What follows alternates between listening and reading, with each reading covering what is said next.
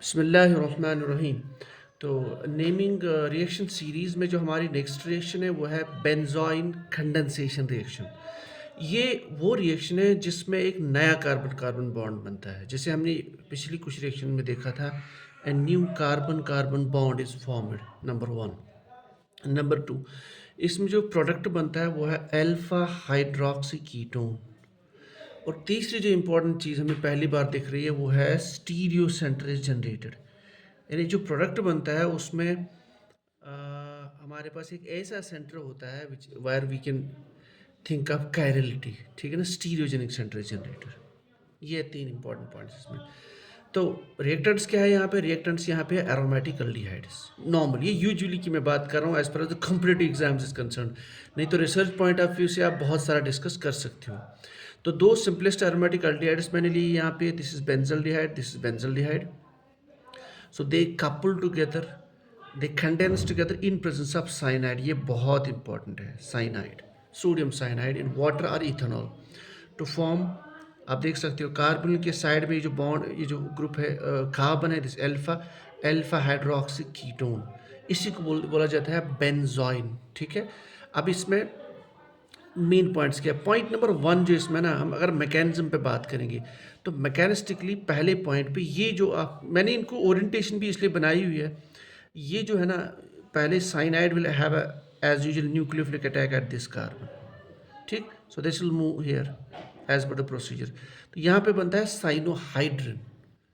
तो साइनोहाइड्रिन मतलब अगर मैं इसको ऐसे बनाऊँ, आप इसको ऐसे सोच सकते हो, this is your benzene and then this is your O negative, this is Cn, and then you have hydrogen here।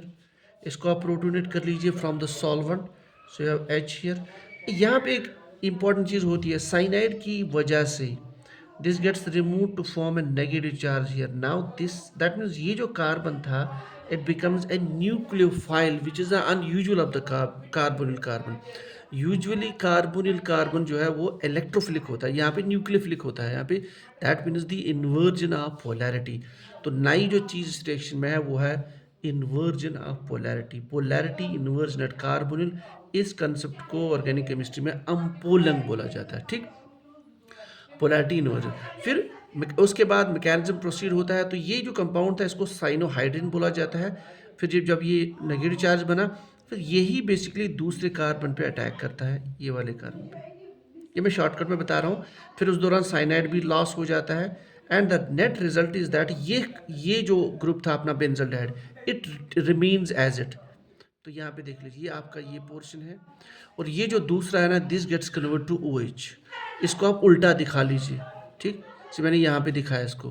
तो ये है नेट रिजल्ट। अगर आपको कोई भी प्रोडक्ट निकालना हो तो पहले वाले को एज इट रख लीजिए आप ऐसे, और नेक्स्ट को ओरिएंटेशन हल्की सी चेंज कर लीजिए और वो जो कार्बोनिल है उसको OH में कन्वर्ट कर लीजिए आप, ठीक। लेकिन याद रखना है दैट अटैक अब साइनाइड ऑकर्स हियर, ठीक। फिर उसी में जो आपका साइनोहाइड्रिन बनने के बाद अम्पोलंग, यानी वो जो नेगेटिव चार्ज जनरेट होता है वो अटैक करता है दूसरे पे। ये है इसमें कुछ मेन चीज़ें।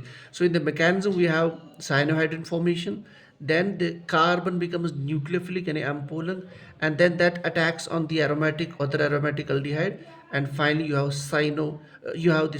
you have this benzoin formation, ठीक है, यह बेंजीन फॉर्मेशन।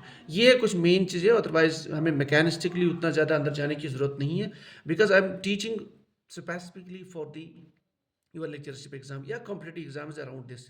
इवन नेट में भी इस तरह का क्वेश्चन आ सकता है। So in nutshell, benzoin condensation is a condensation between the two aromatic aldehydes, the simplest one benzaldehyde. They condense in presence of cyanide to form alpha hydroxy ketone। Main चीज में क्या है?